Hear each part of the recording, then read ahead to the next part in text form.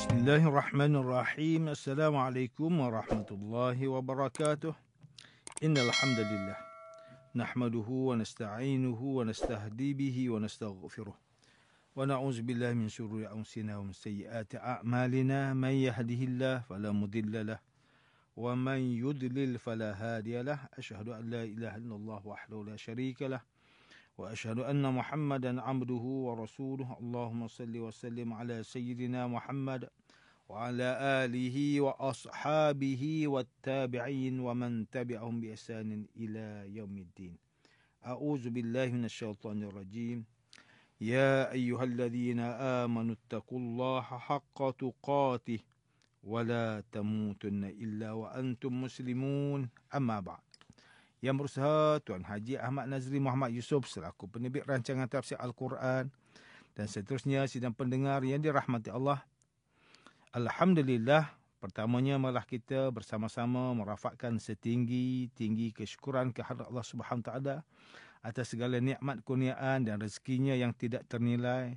Selawat dan salam ke atas junjungan besar Nabi Muhammad sallallahu alaihi wasallam, ahli keluarga baginda dan para sahabatnya yang tercinta. Kita masih lagi di bulan Ramadan yang penuh dengan keberkatan ini. Rasulullah sallallahu alaihi wasallam memberi peringatan kepada kita dan memberi berita gembira kepada kita. Rasulullah SAW bersabda, qala Allahu kullu amali ibni Adam lahu illa siyam fa innahu li wa ana ajzi bih. Allah Ta'ala berfirman, setiap amalan anak Adam, iaitu manusia, lahu baginya ada upah, illa siyam melainkan puasa, fa innahu li, kerana puasa itu kerana aku, maka selayaknya aku yang membalasnya. Sebab itulah tuan-tuan, di bulan Ramadan ini segala amalan kebaikan kita itu diganda berlipat kali ganda. Kebiasaannya satu kebaikan diganda 10 kali ganda. Tetapi di bulan Ramadan, perkiraan gandaan pahala itu mengikut apa yang Allah Subhanahu wa Ta'ala suka memberi gandaannya.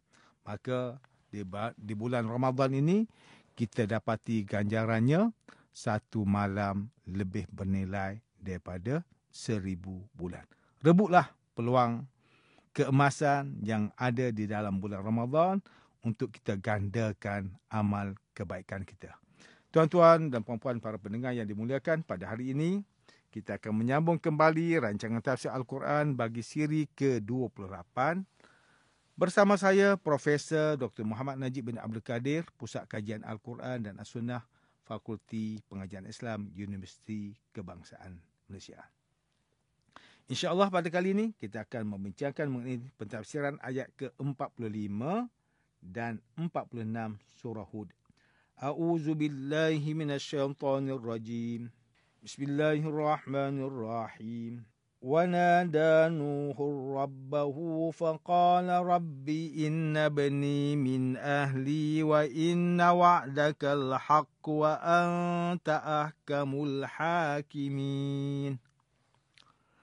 قال يا حون إنه ليس من أهلك إنه عمل غير صالح فلا تسألني ما ليس لك به علم إني أعظك أن تكون من الجاهلين. Dan Nabi Nuh merayu kepada Tuhannya dengan berkata, wahai Tuhanku, sesungguhnya anakku itu dari keluarga aku sendiri, dan bahawa janjimu itu adalah benar, dan engkau adalah sebijak-bijak hakim yang menghukum dengan seadil-adilnya. Allah Ta'ala berfirman, wahai Nuh, sesungguhnya anakmu bukanlah dari keluargamu, kerana ia telah terputus hubungan denganmu disebabkan kekufurannya. Sesungguhnya bawaannya bukanlah amal yang soleh, maka janganlah engkau memohon kepadaku sesuatu yang engkau tidak mempunyai pengetahuan mengenainya. Sebenarnya, aku melarangmu dari menjadi orang yang jahil. Sidang pendengar yang dirahmati Allah, Profesor Dr. Muhammad Quraisy Shihab melalui kitabnya Tafsir Al-Misbah menerangkan makna doa Nabi Nuh AS di permulaan ayat ke-45 surah Hud, yang mana walaupun anaknya dihanyutkan oleh banjir yang besar, namun baginda berharap agar anaknya tidak termasuk dalam kalangan mereka yang diazab. Namun Nabi Nuh AS tetap berserah dan akur dengan segala ketentuan Allah SWT atas anaknya itu, kerana Allah SWT merupakan sebaik-baik hakim yang mengadili setiap perbuatan hambanya. Profesor Dr. Muhammad Quraisy Shihab menerangkan lagi ayat ke-46 bahawa ayat ini adalah penjelasan daripada Allah SWT terhadap doa dan keluhan Nabi Nuh AS dengan maksud, wahai Nuh, sesungguhnya dia tidak termasuk dalam ahli keluargamu yang dijanji akan diselamatkan. Sesungguhnya dia berada dalam pengetahuan Allah SWT sebagai seorang yang melakukan perbuatan yang tidak baik. Boleh jadi engkau, wahai Nuh, sebagai seorang ayah yang terdorong kasih sayang kepada anak dan hanya mengetahui perkara yang zahir sahaja, tidak perkara yang batin maupun tersirat. Itu kerana kamu menduga anakmu termasuk dalam kalangan mereka yang selamat atau beriman, sedangkan tidak begitu. Allah SWT seolah-olah memberitahu kepada baginda bahawa anaknya itu hakikatnya bukanlah orang yang mengikuti ajarannya selama ini, dan Nabi Nuh AS tidak mengetahui pun hakikat perkara itu, sedangkan Allah SWT mengetahuinya. Profesor Dr. Muhammad Quraisy Shihab seterusnya menerangkan penggunaan kalimah wanada bermaksud menyeru, yang menunjukkan betapa besar dan mendalamnya kesedihan Nabi Nuh AS terhadap apa yang berlaku pada anaknya. Itu adalah fitrah bagi seorang manusia pada saat dia terdesak atau sedang berada dalam kesedihan yang mendalam. Maka dia akan mengeraskan sedikit suaranya ketika berdoa. Seterusnya, Profesor Dr. Muhammad Quraisy Shihab mentafsirkan ayat ke-46 pada awalnya dengan mengatakan bahawa anak Nabi Nuh AS tidak termasuk dalam kalangan ahli keluarga baginda, yang bermaksud dia bukanlah ahli keluarga baginda yang mendapat jaminan keselamatan daripada banjir yang besar, atau bukan juga keluarganya yang layak untuk baginda menjalinkan hubungan kasih sayang disebabkan kederhakaannya kepada Allah SWT. Ayat selepas itu pula menggambarkan kepribadian anak Nabi Nuh AS. Sesungguhnya dia adalah perbuatan yang tidak baik. Ayat itu tidak mengatakan dia pelaku perbuatan yang tidak baik, walaupun itu juga sebahagian maksud yang hendak Allah sampaikan. Namun ayat sesungguhnya dia adalah perbuatan yang tidak baik menggambarkan keadaan peribadi anak baginda itu secara keseluruhannya adalah buruk. Misalnya, jika kita kata wajah si A ini cantik, maka ayat ini belum menggambarkan kecantikan keseluruhan, kerana yang cantik itu hanya wajahnya. Tetapi jika kita kata si A ini adalah kecantikan, maka ia memberi maksud bahawa si A ini cantik pada keseluruhan aspek dirinya. Demikian juga maksud ayat tersebut, iaitu sesungguhnya dia adalah perbuatan yang tidak baik.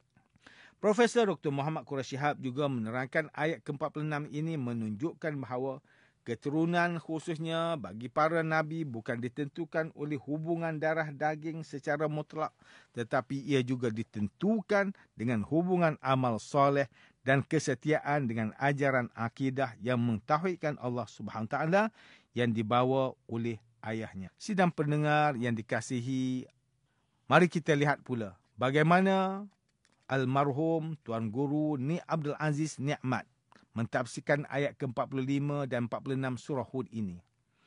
Dalam kitabnya Tafsir Surah Hud pada ayat ke-45 ini, beliau memberitahu bahawa meskipun Nabi Nuh AS berada dalam kekalutan dan kegusaran memikirkan para pengikutnya untuk diselamatkan daripada banjir besar yang berlaku, namun hatinya sebagai seorang bapa tetap tidak melupakan darah dagingnya sendiri, iaitu anaknya.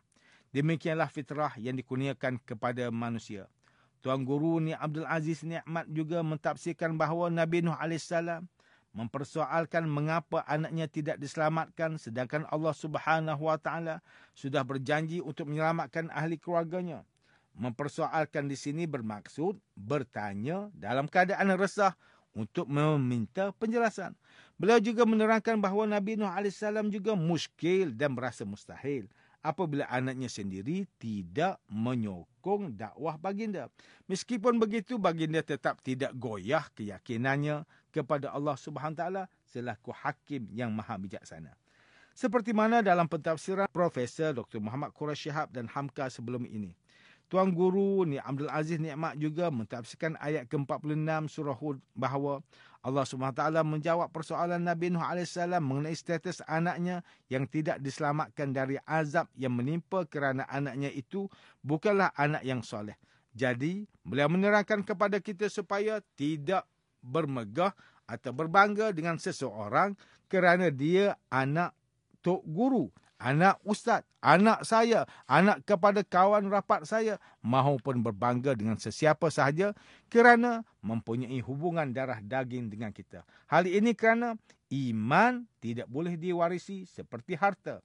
Jadi hubungan berdasarkan akidah adalah lebih kuat dan lebih patut untuk dibanggakan berbanding dengan darah daging. Tuan-tuan dan puan-puan yang dirahmati Allah, demikianlah tafsir bagi ayat ke-45 dan 46 surah Hud menurut pentafsiran oleh para ulama.